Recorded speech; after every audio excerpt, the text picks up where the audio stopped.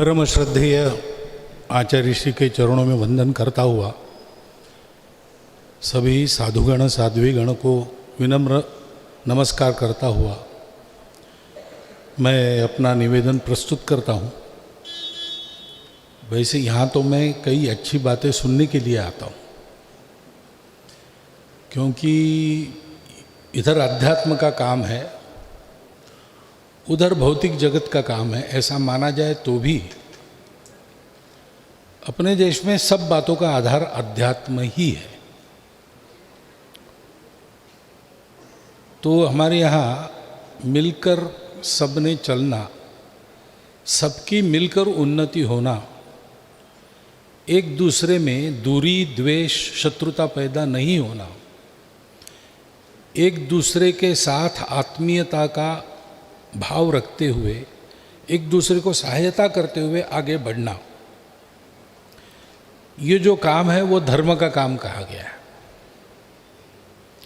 और उस धर्म का श्रीमद् भागवत में चतुष्पाद रूप 4 पाद उसके बताए गए। पहला है सत्य। तो सारी बात सत्य के आधार पर ही होती है। जो है उसके साथ जो चलता है वो चलता है, जो है उसके मुख मोड़ कर जो नहीं है उसके पीछे दौड़ने वाला ठोकर खाता है। ये तो समझ में आने वाली बात है। और इसलिए हमारे भारतवर्ष में सत्य का अन्वेषण हुआ है, और सत्य का अन्वेषण करने के बाद ये पाया गया है, जैसा हमारे यहाँ एक शब्द आया अभी, अनेकांतवाद, कि सत्य का दर्शन तो मैं कर रहा हूँ लेकिन मेरी आंखों से कर रहा हूँ, और मैं जिस तरफ हूँ उधर से देख रहा हूँ। तो मैं जो देख रहा हूँ वही सही है, बाकी गलत है, ऐसा नहीं हो सकता। तो जितने सारे देख रहे उन सबका देखना और उसका प्रत्यक्ष होना, इसका जो कुल मिलाकर आता है कुछ स्वरूप, वो सत्य है। वो मैं अकेला नहीं जान सकता। इसलिए इधर सनातन परंपरा में एकम सद्विप्राह बहुधा वदन्ति ऐसा कहा है। लेकिन बात है कि वो पहला चरण है और उसके आधार पर बाकी सब है। अहिंसा भी हमारे यहाँ, सभी हमारे भारत के सब पंथ संप्रदायों में ये कहा गया है। क्यों? इसलिए कि सत्य अगर ये है कि हम सब एक दूसरे के शत्रु नहीं है, हमको अगर अपना नाता वर्णन करना है तो हम भाई है एक प्रकार से। कहीं पर माना गया है एक ही है, कहीं पर माना गया है एक दूसरे के है। और इसलिए हमारा रिश्ता शत्रुता का नहीं हो सकता, मित्रता बंधुता का ही हो सकता है। तो मित्रों बंधु में व्यवहार कैसा चाहिए? अहिंसा का ही व्यवहार चाहिए, नहीं तो वो मित्रता रहती ही नहीं। वो निंदक और चापलूस, इनकी बात अलग है। निंदक को तो निंदा ही करनी है, चापलूस को झूठा ही बोलना है। लेकिन जो सही देखता है वो तो यही देखता है कि अगर हम बंधु और मित्र हैं तो हमको अहिंसा से ही रहना है। और इसलिए दूसरा चरण करुणा बताया गया, क्योंकि अहिंसा ये संवेदना से निकलती है। मैं किसी को कष्ट न दूं। क्यों? जो मेरे लिए अच्छा है वही दूसरों के लिए भी अच्छा है। जो मुझे अच्छा नहीं लगता वो दूसरों के साथ नहीं करना, क्योंकि जब मुझे अच्छा नहीं लगता, दुख होता है, तो क्या वेदना है वो संवेदना मैं जानता हूँ, वही उसमें पैदा करना मैं नहीं चाहता हूँ। और इसलिए अहिंसा को ही करुणा कहा गया भागवत में। और उसके लिए तन मन का पवित्र होना आवश्यक है। ये विचार हो गया, आचार में वैसा होना आवश्यक है, क्योंकि आत्मा में तो सब विचार है, शुद्ध है, प्रबुद्ध है, परंतु शरीर मन बुद्धि विकारों के अधीन होती है, मलिन हो जाती है और आचार को ढक देती है, तो योग्य आचार नहीं होता। तो उसको साफ रखना, इसलिए कहा गया शुचिता। और ऐसा सब होने के लिए नित्य प्रयास करना पड़ता है, उसको कहा गया तपस। ये 4 बातें धर्म का मूल है। ऐसा कहते हैं कि कलयुग में केवल एक चरण बाकी है। कली प्रवृत्ति ने बाकी 3 चरण काट दिए। लेकिन कलियुग में भी कली प्रवृत्ति ने बड़े ही काट दिए होंगे, लेकिन मनुष्य अपने प्रयास से बाकी 3 चरणों को भी पा सकता है। हमारे यहाँ सारे हमारे ज्ञान निधि में, हमारा ज्ञान निधि प्रचंड है।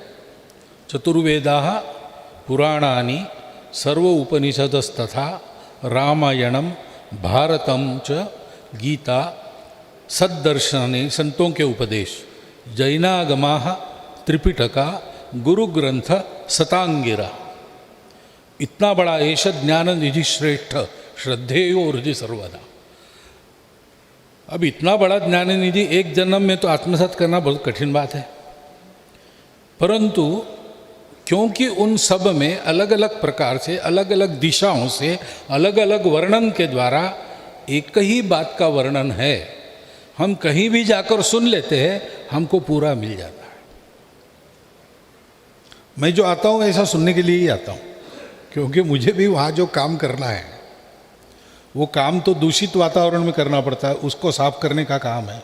एक तरह से हम सफाई कर्मचारी हैं,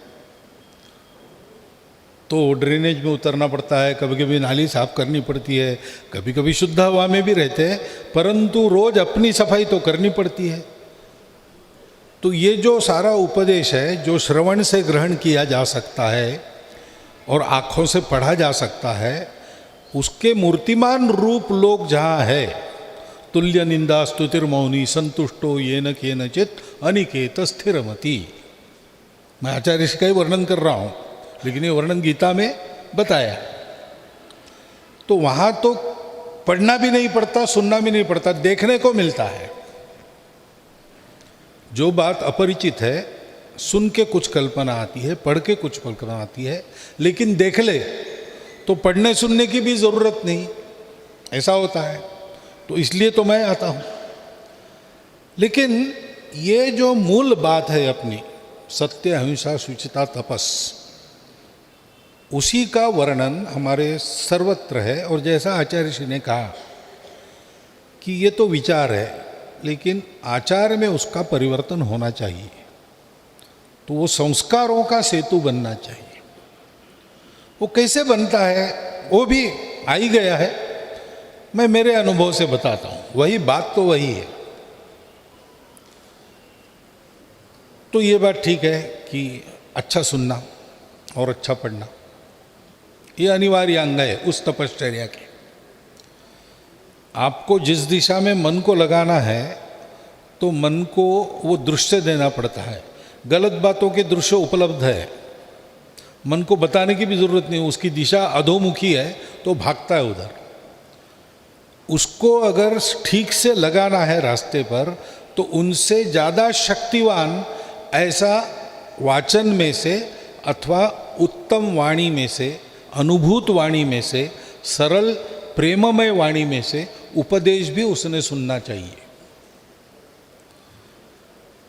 ये भी मनुष्य कर लेता है, लेकिन उसको वैसा होना है, उसकी इच्छा उसमें से उत्पन्न होती है।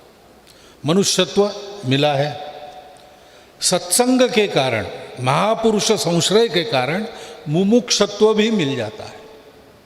जन्म से भी प्राप्त होता है, नहीं तो इस सत्संग से भी प्राप्त होता है।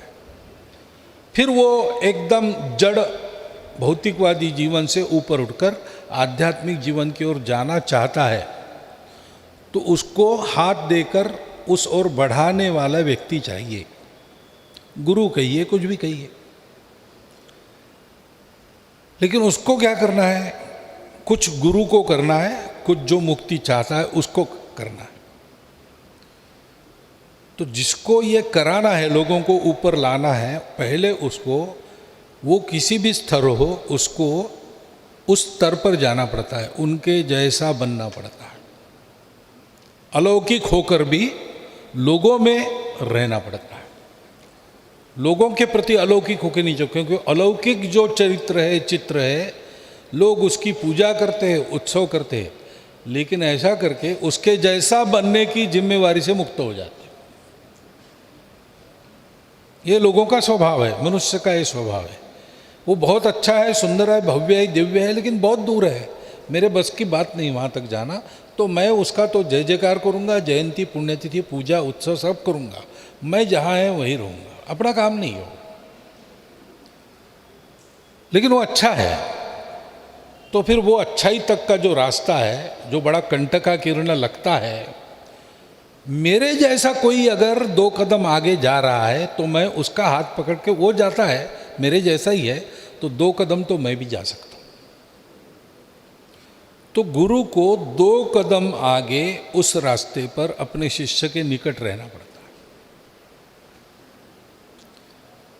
ये विशेषता है।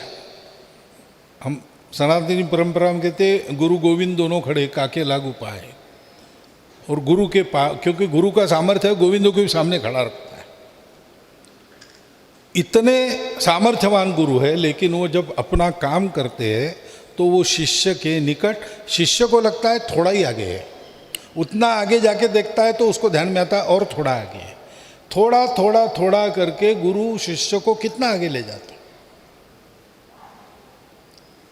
ये शिक्षा देने की कला है। जिसको सिखाना है उसके स्तर पर आकर वो समझे ऐसा, उसका आगे बढ़ने का उत्साह कायम रहे, इतना आगे रहना। और शिष्य को यह करना पड़ता है कि गुरु ने अगर हाथ बढ़ाया तो मैं भी थोड़ा अपने पंजों पर ऊंचा खड़ा हूं, एड़िया उठाऊं तो मैं हाथ पकड़ सकूं। ऐसा जो आलसी है जो कहता है कि गंगा अगर पवित्र है तो मैं बिस्तर पर लेटा हूं, मेरे पास आके मुझे पवित्र करे, तो गंगा के भी आकर पवित्र नहीं करती। एक ही बार हमने गंगा यात्रा निकाली थी, सारे देश में गंगा का जल लेके गए थे, लेकिन उसमें भी जिन लोगों ने अपने घर के बाहर रास्ते तक आने का कष्ट किया उन्हीं को मिला, बिस्तर पर गंगा नहीं मिलती। तो शिष्य को भी प्रयास करना पड़ता है। प्रयास का उत्साह जागृत रहता है जब वो देखता है कि हाँ ये हो सकता है, ऐसा हुआ है, मेरे साथ अन्य लोग भी कर रहे हैं।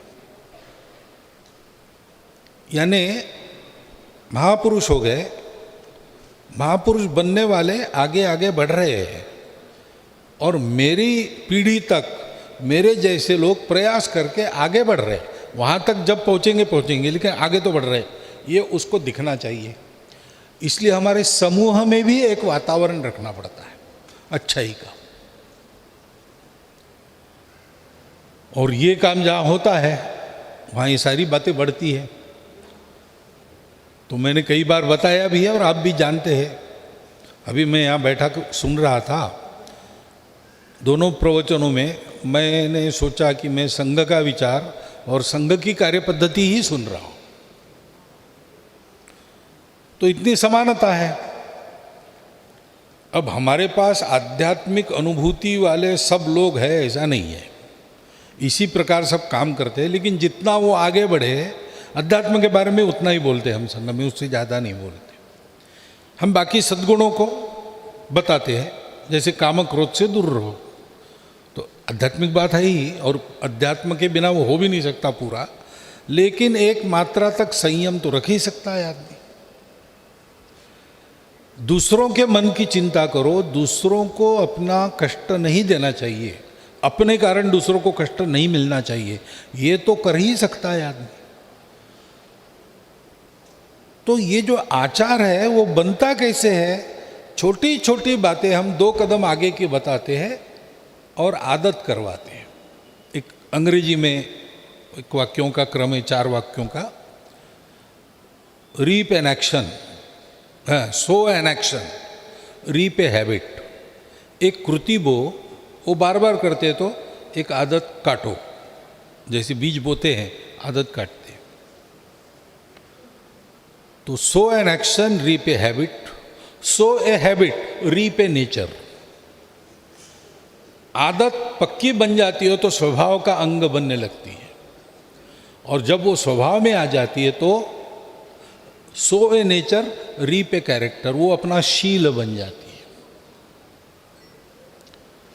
तो ये कैरेक्टर बनाना, राष्ट्रीय और व्यक्तिगत चारित्र्य बनाना, इसके लिए छोटी छोटी बातों की आदत कराना। आदत करने का काम कष्टकर है, तो आनंद का वातावरण रखना, सरल कार्यक्रमों के द्वारा आनंद कराना, उसकी आदत कराना, आत्मीयता का वातावरण रखना, तो आदमी उस पथ पर जाने अनजाने बढ़ते रहता है। और जब समझने की उसकी पात्रता आती है तब वो जानता है कि मैंने जो किया है वो क्या है और आगे जो करना है वो क्या है। ऐसा ये काम अपना चलता है। और उसके लिए और एक बात आवश्यक है, बीज बो, ऐसे ही कहावत है ना, सो ए हैबिट। तो बोने के लिए बीज चाहिए। पहली बात, बीज है तो वृक्ष मिलेगा, बीज ही नहीं है तो वृक्ष नहीं मिलेगा। लेकिन केवल बीज होके नहीं चलता, जमीन चाहिए, और जमीन तैयार चाहिए। फेंक दिया बीज जमीन पर तो बहुत कम जमीन ही पहले से इतनी तैयार है कि जहाँ बीज पड़ा तो अंकुरित होता है। बिहार में अपने टाल क्षेत्र है, गंगा के दहाने में प्रतिवर्ष बाढ़ आती, गंगा सारा वो अपनी मिट्टी लेके वहाँ आ जाती, 4 महीने रहती, चली जाती। जाने के बाद गंगा के वो मिट्टी वहाँ रह जाती। उसमें अगर चना आपने फेंक दिया तो फिर आपको काटने के लिए ही जाना है, इतनी उपजाऊ। लेकिन ऐसा कम रहता है। मनुष्यों में भी जो जन्मतः पूर्व कर्मों के कारण तैयार होके आए हैं, इसलिए कुछ छोटी बात बन जाती है जिससे एकदम वो बीज उनमें पनपता है, क्योंकि वो पहले से तैयार है। सामान्य तो समाज की अवस्था ऊसर जमीन जैसे रहती है, उसको तैयार करना पड़ता है। और ये तैयार करने का काम अपनी आत्मीय निकटता करती है, क्योंकि सब में आत्मा है, सब एक ही है अथवा एक दूसरे के है। तो हम सबको देखते हैं तो अपनत्व की दृष्टि से, कुछ उनके बारे में करते हैं तो उनके कल्याण की दृष्टि से, कुछ उनको सुनाते हैं तो उनका हित हो ऐसा ही सुनाते हैं। ऐसा जब व्यवहार रहता है तो मनुष्य उस आदमी का कहा हुआ करने की प्रवृत्ति, माता का सुना उस बालक ने, माता कोई बड़ी तत्वज्ञ रही होगी वगैरह ऐसा नहीं, लेकिन माता की जो ममता है तो पुत्र सदा उसका अंकित रहता है। और इसलिए माता ने कहा झूठ बोलना पाप है, इसका मतलब झूठ बोलना पाप है। कोई सबूत की आवश्यकता नहीं, तर्क की आवश्यकता नहीं, किस ग्रंथ में हो बताओ, कोई जरूर नहीं। हमारी माँ ने कहा है, अपने आदमी ने कहा है। आप्त वचन प्रमाण, ऐसा एक प्रमाण का प्रकार भी है। जब मनुष्य की क्षमता नहीं थी प्रत्यक्ष देखने की या तर्क से अनुमान तक आने की या देखने वाले बातों से अनुमान लगाने की, तो आखिरी बताया आप्त वचन। जो अपना है उसका कोई अपना स्वार्थ नहीं है, उसका वचन प्रमाण है। इसलिए संत वचनों पर शंका करने का कारण नहीं होता, क्योंकि संतों को कुछ नहीं चाहिए, अनिकेत है, वो स्थिरमति है, उनको निंदा स्तुति से कोई फर्क नहीं पड़ता और उनको संतुष्ट करने के लिए कुछ नहीं करना, छोटी सी बात संतुष्ट हो जाते। उनका अपना कोई स्वार्थ नहीं रहता, सबके प्रति प्रेम रहता है। वो अगर कहते हैं तो वो सही होगा, नहीं तो वो हमको नहीं कहते। ऐसा संबंध बन जाता है तो जमीन तैयार होती है। वहाँ फिर आप बोलकर अपनी कृति को उदाहरण स्वरूप उसके सामने रखकर अथवा श्रवण के द्वारा कुछ बीज डाल देते हैं तो वो जरूर अंकुरित होता है और बड़ा होता है। ये जो मनुष्यों को संस्कार देने का शास्त्र आज करने की बहुत ज़रूरत है। महाराज जी ने बिल्कुल ठीक कहा। सर्वत्र दुनिया में पहली समस्या कौन सी है? संस्कार लोग हैं। बाहर के बहुत है, मैंने बाहर की बातों का उल्लेख किया जाए तो लंबी सूची है, लेकिन मैं कहूँ कि भद्दी आदतें डालने वाले वीडियो से लेकर तो तालिबान तक सभी संकट है, सबको है, सभी चिंतित है। लेकिन अगर मैं इतना पक्का हूं कि मेरा कुछ नहीं बिगाड़ सकते तो मुझे चिंता करने की आवश्यकता नहीं। डरना इसलिए पड़ता है कि हम मजबूत नहीं है, इसलिए हम इस दृष्टि से सबल बन जाए। इसका मतलब है प्रत्येक घर में ये संस्कार हो, और वो हम अभी से शुरू कर सकते हैं। यहाँ जो गृहस्थ बैठे हैं अभी से शुरू कर सकते। क्या करना है? अपने घर में सदाचार का वातावरण रखना है। घर के बड़े लोगों का उदाहरण चाहिए, उनके उदाहरण गलत नहीं होने चाहिए। बच्चों को जो है वैसा है ऐसा बताना चाहिए, जो सही है वो बताना चाहिए, जो सही है वो करना चाहिए, और प्रेम से उनको समझाना चाहिए। अच्छा पढ़ना, अच्छा सुनना, अच्छा चिंतन करना, इसमें उनको लगाना चाहिए। सप्ताह में एक बार अगर अपने घर में सबके साथ हम बैठे, श्रद्धानुसार भजन भोजन किया और एक 2-3 घंटा चर्चा की और इन बातों की चर्चा की, तो घर के बच्चों में भी वो सत्प्रवृत्ति आ जाएगी। बाहर कितना भी बिगाड़ने वाला वातावरण रहे वो उसके अधीन नहीं होंगे।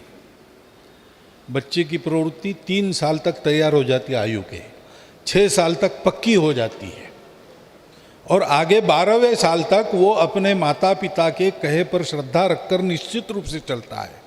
उन 12 वर्षों में उसकी तैयारी ठीक करो, बाद में जिसको अंग्रेजी में टीन एज कहते हो और तारुण्य में उसका अधपतन नहीं होगा, क्योंकि उसमें विवेक रहेगा। ये दिखता बहुत अच्छा है, आकर्षक भी है, लेकिन अच्छा नहीं है।